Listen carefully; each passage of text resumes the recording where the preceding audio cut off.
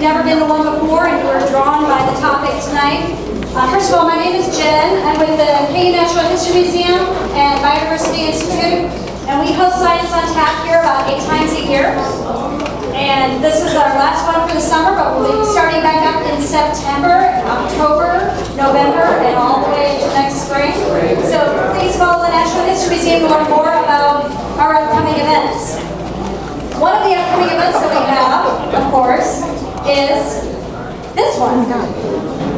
So if you are in Lawrence and you can't get away to totality, which we will be talking about tonight, there's going to be a major event on the KU campus at the Shank Sports Complex, and we'll talk about that again here in a little while. But it is a viewing event that has been made possible by the Department of Physics and Astronomy, working with the KU Natural History Museum. And we will have activities, we will have astronomers and telescopes, including some of the folks in this room. We will also have food trucks available. It's during the lunch hour, so take off lunch, come up to the park in the park and ride lot, and experience the eclipse with everyone else, and look at it through your special eclipse viewing glasses. One other thing I wanted to mention is that the Natural History Museum currently has on display a temporary baby T-Rex. And we will be celebrating this on September 14th. We will have a paleontology celebration celebrating all aspects of paleontology in the museum. And that will be in the evening. We'll have more information about that soon, so please make sure you follow the museum on social media. We'll be able to tell you about that. We, of course, also want to thank Free State Brewing Company for hosting Science on Tap. Please thank them with your patronage.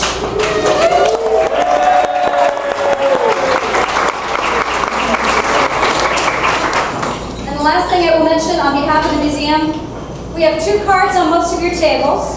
One is for volunteering at the museum. We take volunteers, they work our front desk, they talk to people about our exhibits, we do all kinds of fun things at the museum, and we are recruiting volunteers for the Eclipse event. So if you'd like to come help us out with that, there's a card for it on your table.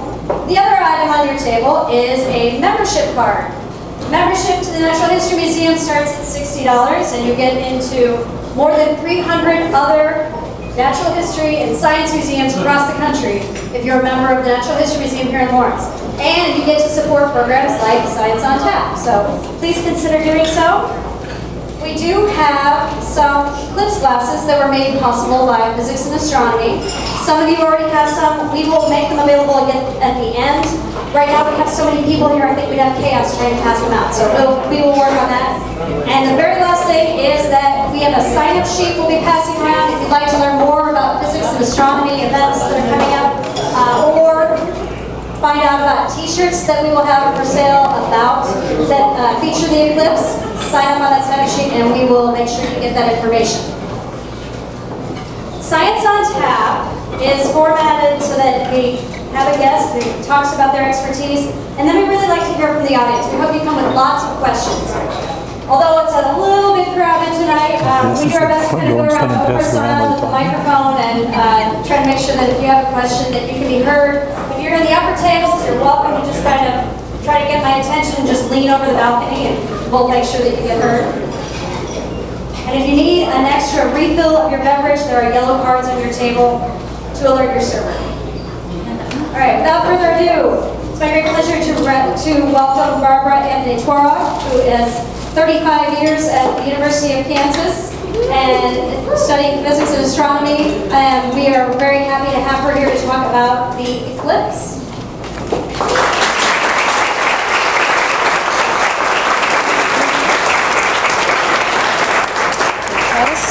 Thank you. I'm going to ask Jen to help me for just a minute. I have one video and I'm going to do it right at the end, at the beginning, so it'll be we'll less. We'll have to be very quiet.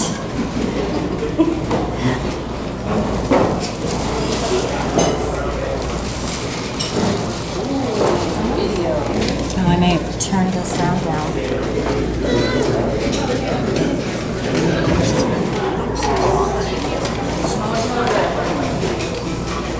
Oh, it's just not. There's too much noise. I might back up. It's too low.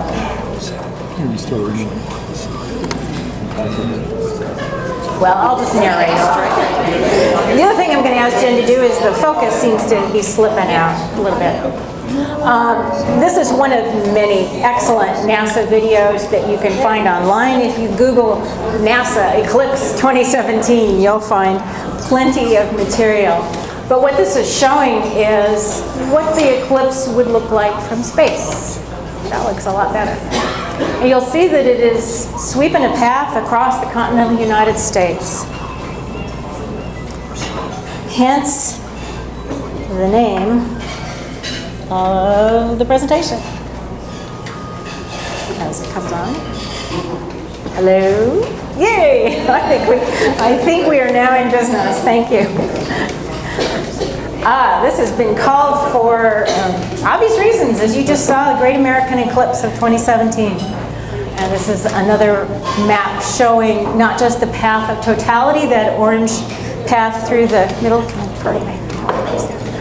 but a pretty substantial clip out of the sun everywhere in the United States.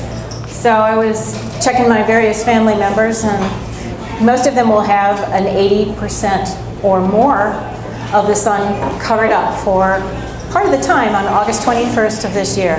That's a Monday. It's the first day of classes at KU. It's like the third or fourth day of classes in the USD 497, so all kinds of challenges for planning purposes. But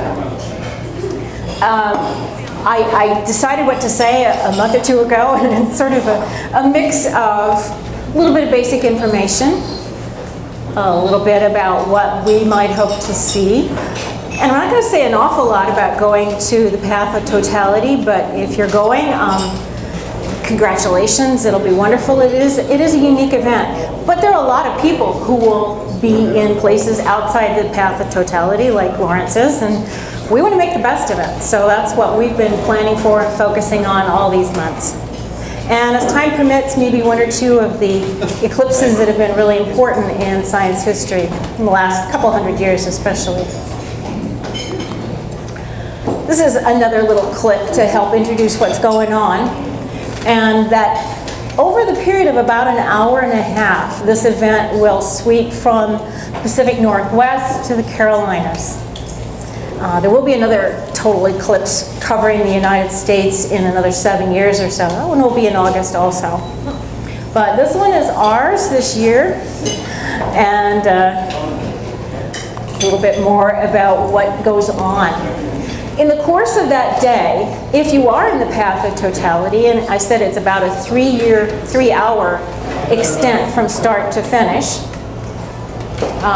starting on the left side, the moon just begins to cross in front of the sun's disk. That's going to be at about 11:40 here in Lawrence. And it will progress and progress and progress until at 1:07 p.m. in Lawrence, 99.3% of the sun will be covered from here. That's not 100%.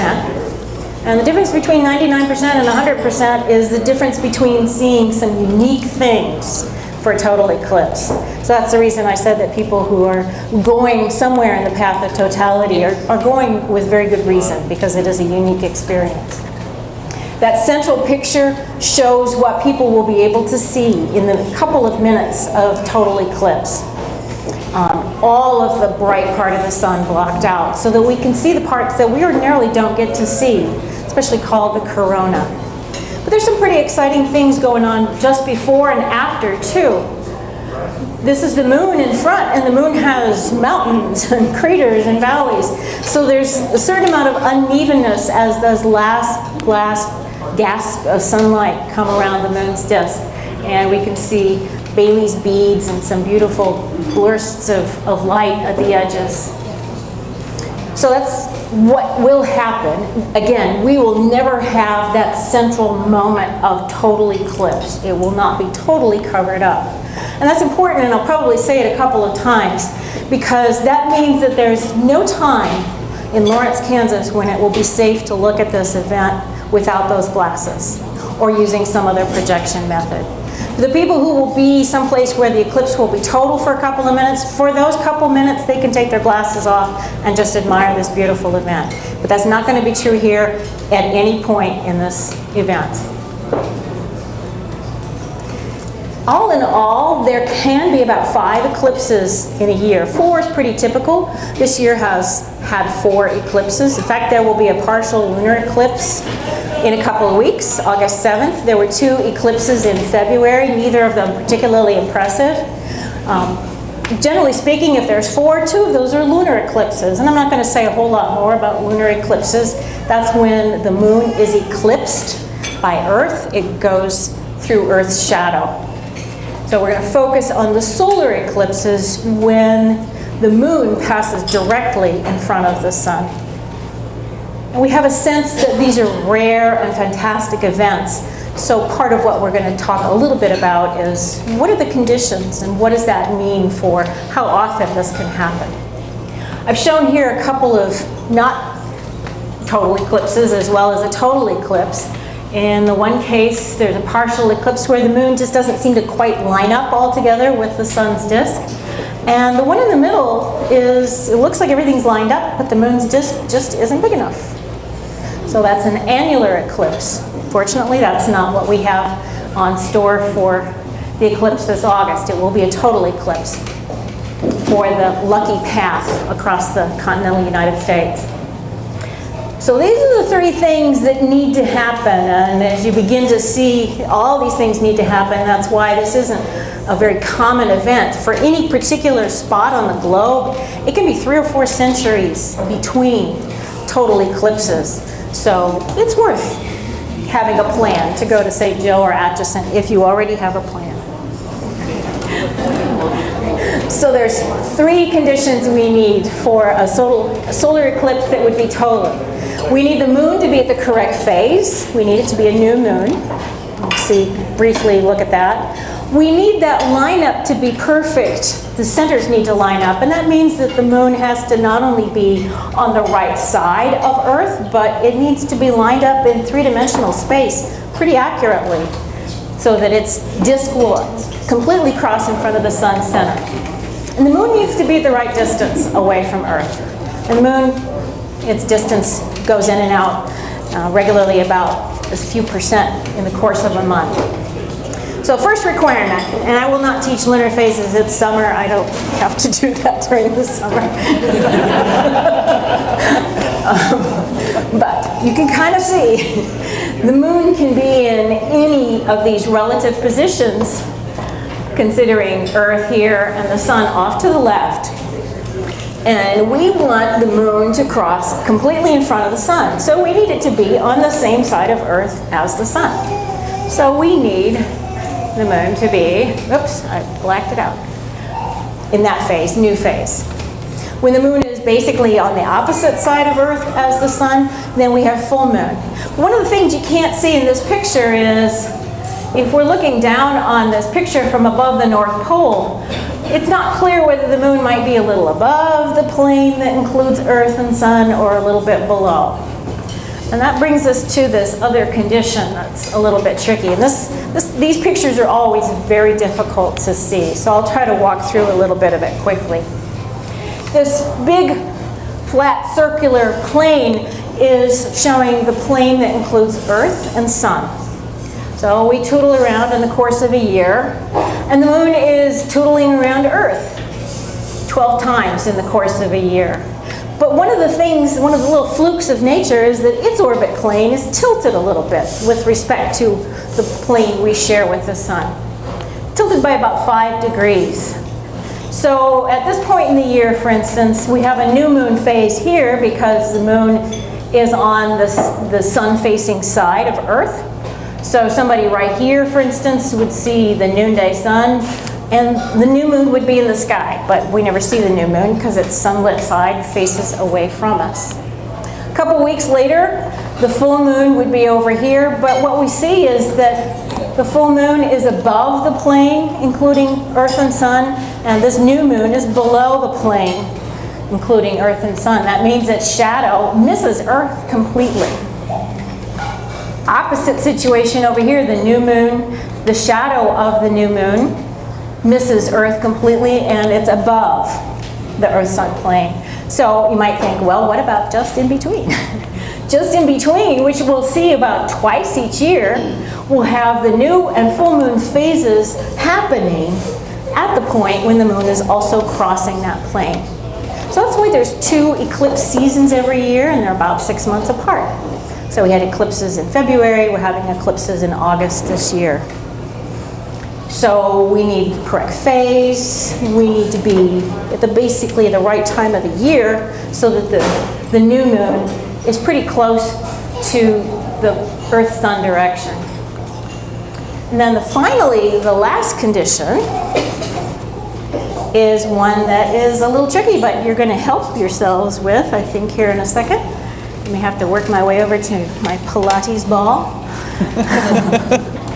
my prop. We don't necessarily think about these objects having a different apparent size in the sky, but they do. And you can see from this graphic that the moon's apparent size, or angular size, varies quite a bit more than the sun. We don't gaze at the sun very much, which is a good health habit to keep. But we look at the full moon a lot, and sometimes it looks bigger than others. It is bigger than others at some times. And the main reason for that, well, the only reason is that its distance changes. So, let's see. Oh, thank you. I have assistance. All right. I hope I guessed reasonably well about the sizes of the balls you may have on your table.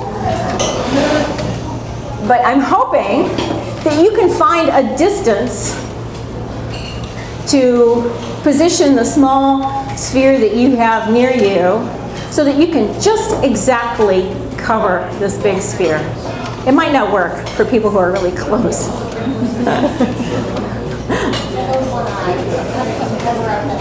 Yeah, it's a little tough if you're that close. I could do this all day. Are you finding the sweet spot where you can just exactly cover this large sphere from your location with your small sphere? If I pick the right box of spheres to bring for the size of this room, which I didn't know, then yes. So if you've got that at the perfect spot, move it just a little bit further away. It doesn't work anymore. Its size is too small. So if the moon is a little bit too far away from Earth, it doesn't completely or exactly cover the sun. All right, thank you for sharing your space back there with that Pilates ball.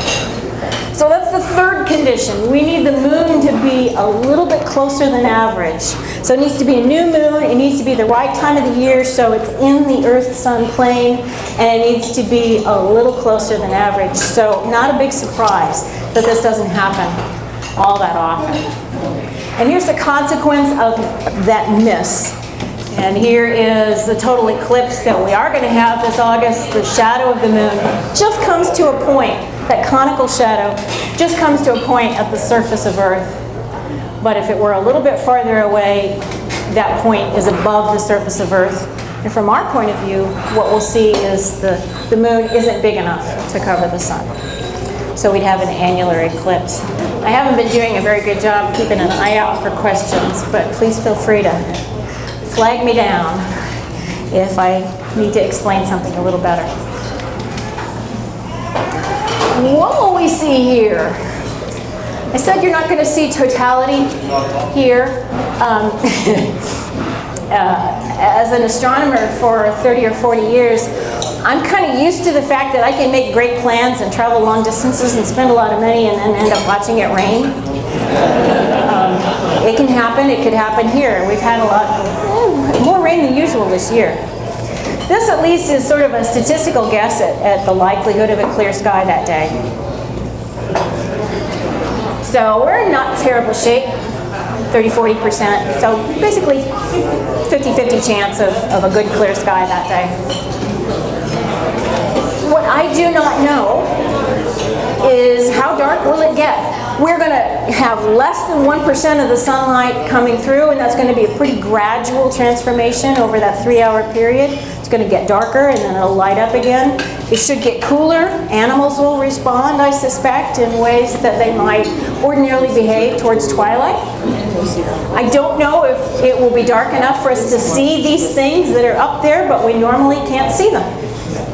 Venus to the right, Jupiter to the left, some bright stars, Mars, Mercury. That'd be really exciting. People in the path of totality should be able to see all of that for just a couple of minutes as the sky is really dark.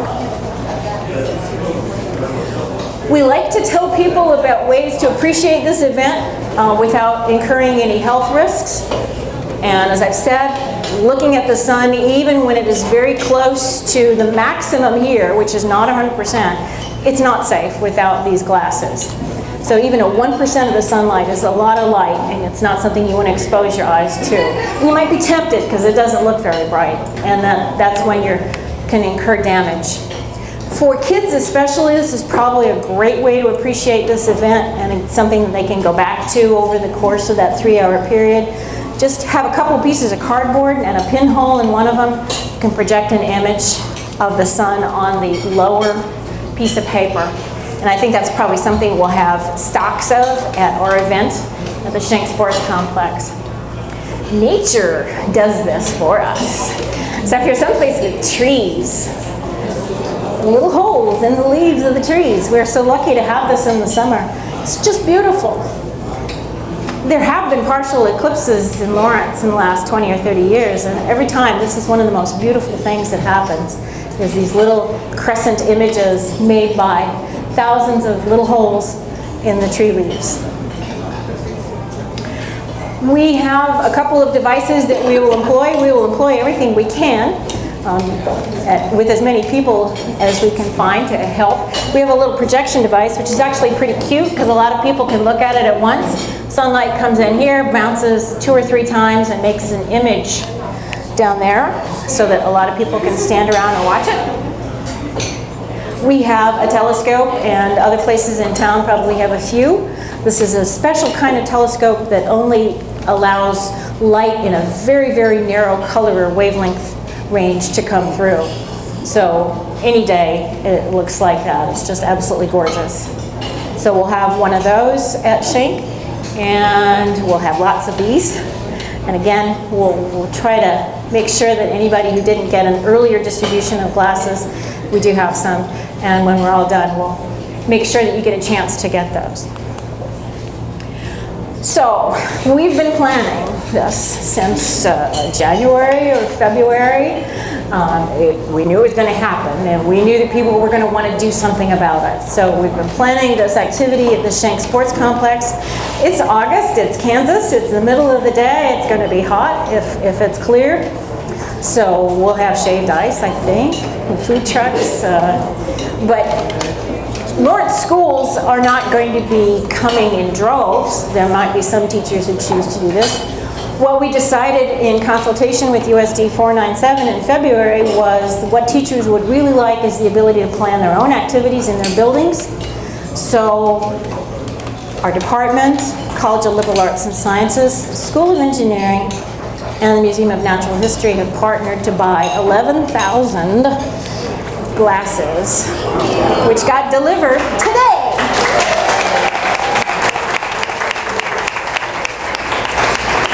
If you know any teachers who are wondering where they're going to get glasses for their kids, tell them not to worry about it. They should be in the buildings in a week or so. But we're really pleased about that. I'm really proud of the KU community for doing that. K community will also have a lot of new members the week before, and I think they're going to be getting glasses too from KU at Traditions Night and some various Hawk Week events a couple of days before.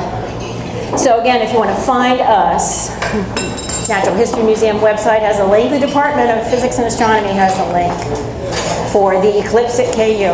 So that's we have a lot of information on that page as well. Just a quick look at a couple of important historical events, and I'll breeze through this pretty quickly. There are some famous historical events like the one pre-Christian era where the Chinese astronomers He and Ho got drunk and failed to predict an eclipse, which probably would have been beyond their capacity anyway. They paid the ultimate astronomer price for that mistake. They were retired from their profession. There was a famous eclipse on the eve of Xerxes' invasion of the Peloponnesian Peninsula. And probably people in history conflate an eclipse with a big important event that happens. By the 19th century, we're probably making the best use of eclipses for scientific purposes. People often ask, well, what do we learn from eclipses? And the truthful answer is now we don't learn an awful lot, because we're able to study the sun every day from space. We're able to look at the components of the sun that we would like to. But in the 19th century, they had to wait for an eclipse to see the dimmer parts of the sun, the parts that ordinarily are swamped by the bright light of the photosphere.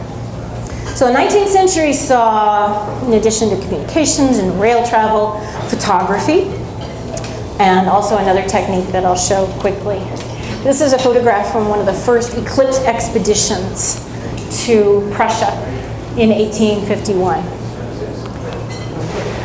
One of the things that scientists were eager to learn about when the totality moments allowed them to see these other layers of the sun.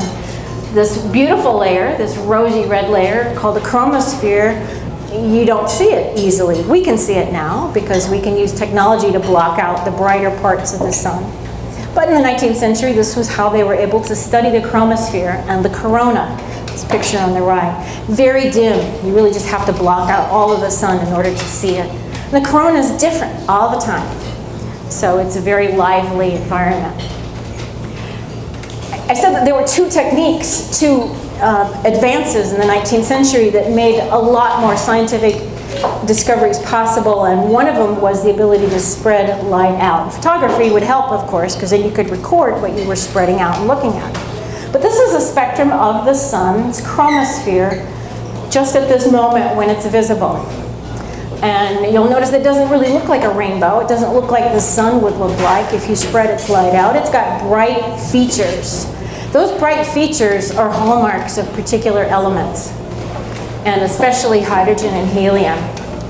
Now the name helium, think about it, and you know a little Greek, means about the sun. So helium was an element whose existence was hypothesized before it was found here on Earth, and this is the context in which it was associated with the sun and named helium. That bright feature right here. I bring up helium because it's a good KU story. Everybody loves this good KU story. Helium was not readily accessible on Earth. There was a discovery earlier in the 19th century, I think, associated with uranium ores, but it was at KU in 1905 that helium in bulk was found to coexist with natural gas reserves. So they had natural gas that wouldn't burn, which was kind of a problem. And it was in Bailey Hall in 1905 that helium was isolated. And it's still the case that helium is still mostly found in association with gas mining. And once we pull it out of the ground and put it into balloons that leave the atmosphere, it's gone. We won't get it back. So helium is a strategic resource that is protected. The 1919 solar eclipse is the one that I think is the most famous, and this will be near the closing of this. This was a few years after the first exposition of general relativity by Albert Einstein. And one of the things that Albert Einstein's theory of general relativity predicts, it's a theory of gravity, is that space itself is warped depending on what's in it. And one of his predictions was that light should bend if it passes near the surface of the sun. It's really hard to demonstrate that. But in 1919, an eclipse expedition was mounted to do just that. And I love this set of clips from the New York Times of that year. The quotes are just great. Stars were not where they seemed to be or were calculated to be, but nobody need worry. Very reassuring. So this is the path of totality here, and I think the most famous part of this expedition went to this island, Principe, off of the coast of Africa. So here's what they thought they would do. This is what we think happens, and demonstrating it was what required the conditions of an eclipse. If it's true that light bends as it passes near the sun, then this is where the star really is. Although if you could see it, you would assume that it's just backtracking this image and is here.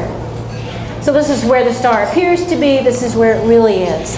But we can't look at stars that are that close to the sun. The sky's bright, you don't generally see stars in the daytime sky. It's dangerous to point optics that close to the sun. We just couldn't do this. But you can during an eclipse. So during an eclipse, during the total eclipse of 1919, astronomers imaged stars that were briefly visible and compared those images to pictures taken at night 6 months earlier. And they found that, in fact, the stars had shifted away from the sun's position. And it was exactly the amount Einstein predicted. So that was one of the strongest, very quick confirmation of general relativity. So that was pretty cool.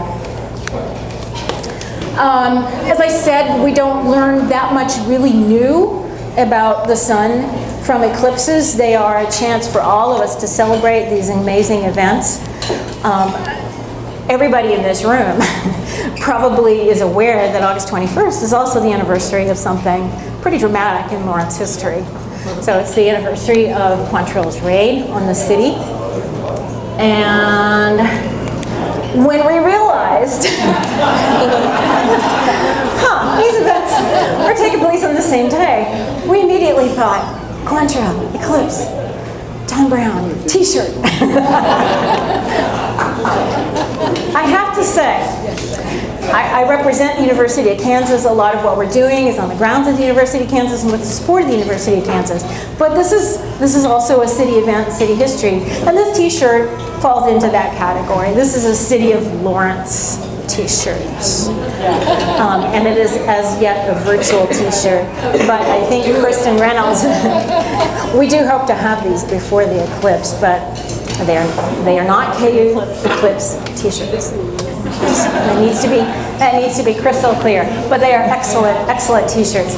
So if you haven't been to the state capitol and seen this magnificent painting by John Stuart Curry, I urge you to do that. And in the original, of course, John Brown is holding a rifle and a Bible, Beecher's Bible being the rifle. So we took the violence out of this and gave John Brown some protection for the eclipse and totality non-collision. I think that's it.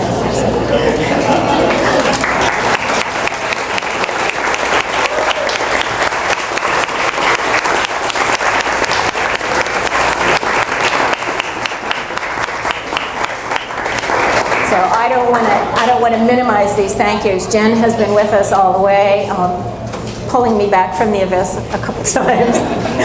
Kristen Reynolds back there with the video camera has been a huge mainstay. All astronomers at KU are invested in this. Our students will be too, whether they know it or not yet.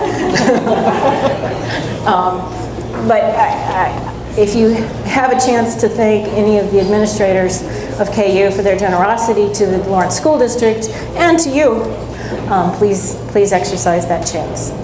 And I'd be happy to answer any questions. Yes?